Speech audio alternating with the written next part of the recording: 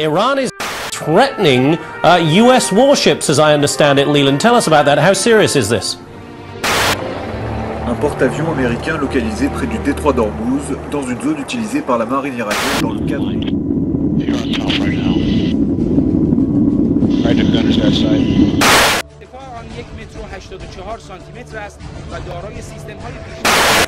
جدیدترین تجهیزات نیروی دریایی ارتش در رزمایش ولایت نبرد. از رزمایش بزرگ دریایی ولایت نبرد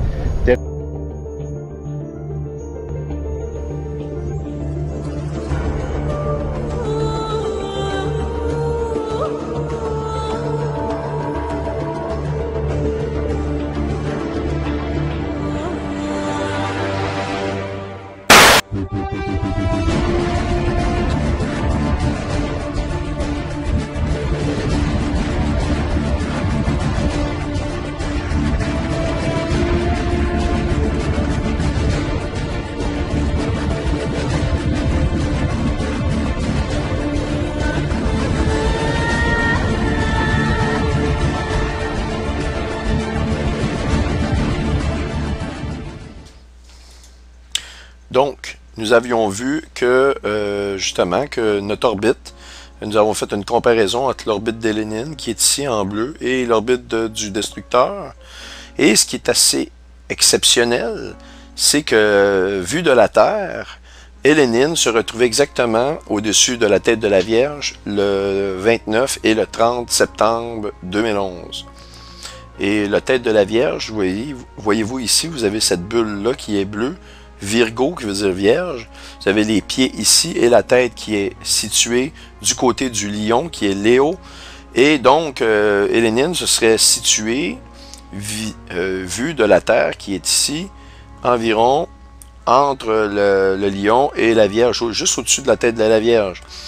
Et ce qui est assez exceptionnel, c'est exactement à cet endroit-là que le destructeur va commencer à traverser l'écliptique. On le voit dans l'écliptique et le cercle cigalier de Avebury nous dit que cet objet-là va traverser l'écliptique le 21 septembre 2012. Voyez-vous ici, nous avons la Vierge et nous avons le lion. Et l'objet ici se situe vraiment juste au-dessus de la terminaison du secteur qu'on appelle la Vierge. Évidemment, la Vierge prend environ 42 degrés dans le ciel, ce n'est pas 30 degrés exactement, c'est un petit peu plus loin, donc on pourrait évaluer que cet objet-là se situe exactement à la limite entre le lion et la Vierge. C'est exactement ce qu'on nous dit dans la Bible, que c'est-à-dire que cet objet-là, le destructeur, le grand dragon, se tient premièrement au début devant la femme, mais après ça, il va faire sa montée dans le lion. Donc, c'est vraiment les endroits du ciel correspondent ici. Maintenant, je vais juste vous faire une petite aide-mémoire à l'effet que les Nations Unies, qui s'appelait autrefois la Ligue des Nations, ok, c'était la Ligue des Nations, et après la Deuxième Guerre mondiale, voyez-vous ici, After World War II, to replace the League of Nations. Donc, les Nations Unies ont été fondées et le nom a changé pour remplacer la Ligue des Nations. Donc, c'était la Ligue des Nations et c'est devenu, après la Deuxième Guerre mondiale, les Nations Unies. C'était quoi le but de créer les Nations Unies? Vous allez être vraiment émerveillés d'apprendre ça, ceux qui ne le savent pas. C'est que les Nations Unies ont été créées pour le processus de paix, notamment pour qu'il n'y ait plus jamais d'événements comme la Deuxième Guerre mondiale prennent place dans le monde.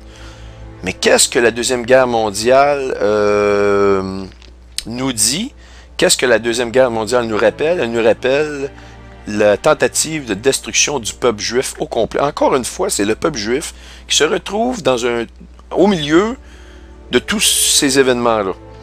Ils étaient la haine numéro 1 de Adolf Hitler, et Adolf Hitler n'aurait pas perdu cette guerre-là, n'eût été de son entêtement à vouloir exterminer tous les Juifs complètement.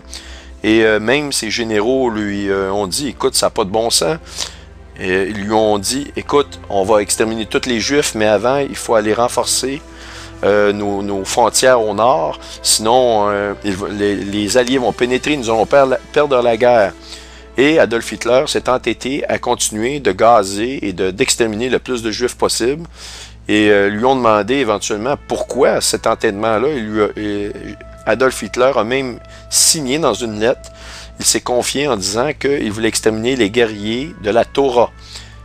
Qu'est-ce que ça veut dire, les guerriers de la Torah? C'est ceux qui ont la connaissance de la Bible. Eh bien, évidemment, ceux qui ont la connaissance de la Bible, eh bien, ce sont les Hébreux.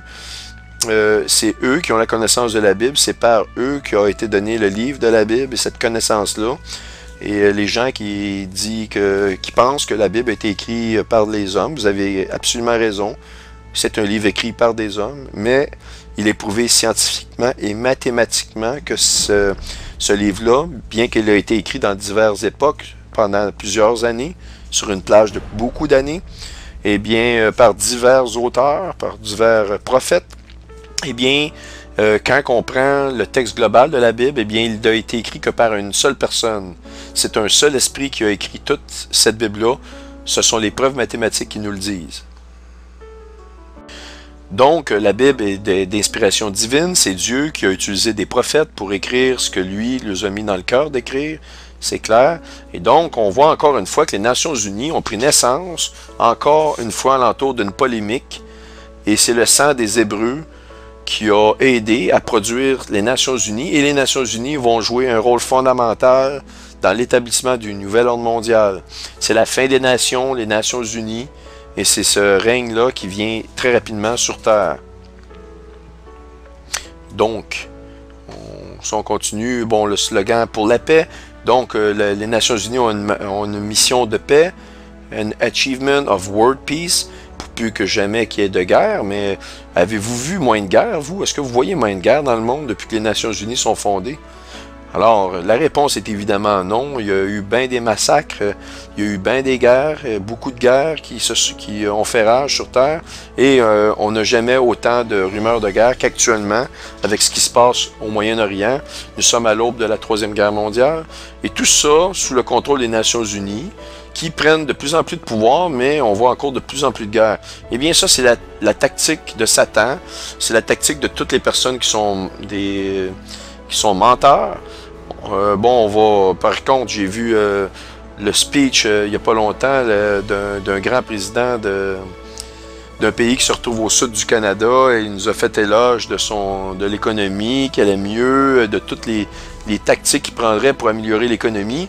Pourtant, depuis que cette personne-là, depuis 2008, qu'elle est en place, on n'a jamais vu l'économie aller aussi mal que ça. On n'a jamais vu autant de problèmes dans le monde qui augmentent à vitesse grand V, de façon exponentielle. Mais donc, on vous dit, on vous donne un beau speech pour vous endormir, mais la Bible nous dit, on juge les arbres à leurs fruits. Alors, ne regardez pas le saule qui vous parle, mais regardez le fruit qu'il porte. Et c'est à partir du fruit que vous voyez de la personne qui vous parle que vous pouvez savoir si le discours est juste ou non. C'est vraiment important de vous concentrer non pas sur le discours, mais sur le fruit que porte le discours. Ici, on voit dans Isaïe, « Te voilà tomber du ciel, astre brillant, fils de l'aurore, tu es abattu sur terre, toi, le vainqueur des nations. » Eh oui, le vainqueur des nations. Il a établi, c'est par la puissance de Satan que les Nations Unies ont été établies. Et quand on parle de l'Holocauste, c'est absolument terrible. On parle de sang d'innocents à ce niveau-là. Et donc... aussi, on fait une corrélation à astre brillant, fils de l'aurore. Eh bien, Jésus s'appelle étoile brillante du matin. Donc, il y a encore une fois une compétition. Et on nous parle de comment que le processus de paix se fait. Eh bien, on nous dit que les ouvriers qui travaillent au processus de paix, ces hommes-là sont de faux apôtres, des ouvriers trompeurs, déguisés en apôtres de Christ. Et cela n'est pas étonnant puisque Satan lui-même se déguise en ange de lumière. Et oui, c'est évident que si on vous approche en vomissant, en faisant tourner notre tête de 360 degrés, comme dans le film L'Exorciste dans les années 70, tout le monde part en courant, évidemment. c'est difficile pour Satan de venir séduire le monde. Il le fait, cette séduction-là, par l'argent, par toutes sortes de tours qui sont très alléchants. Et les gens se font prendre comme des araignées, pas comme des araignées, mais comme des insectes dans une toile d'araignée.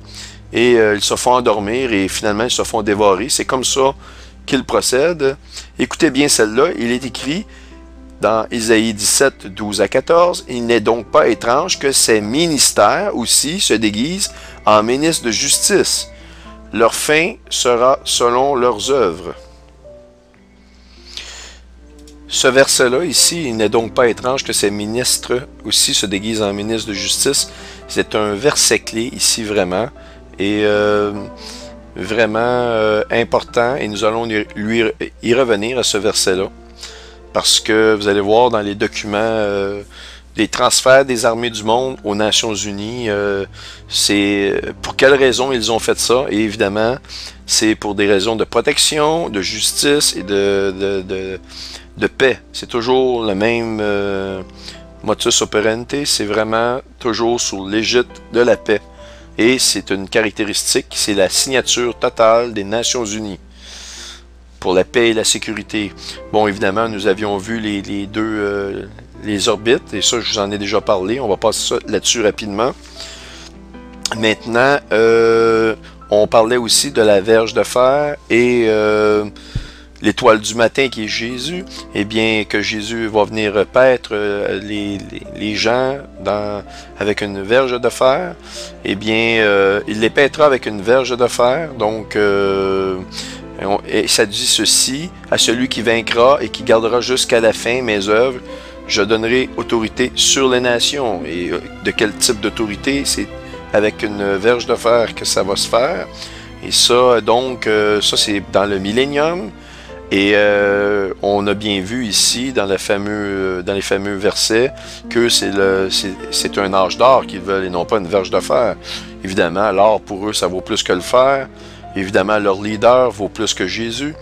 Mais ils vont avoir une méchante belle surprise parce que leur plan va être déjoué complètement.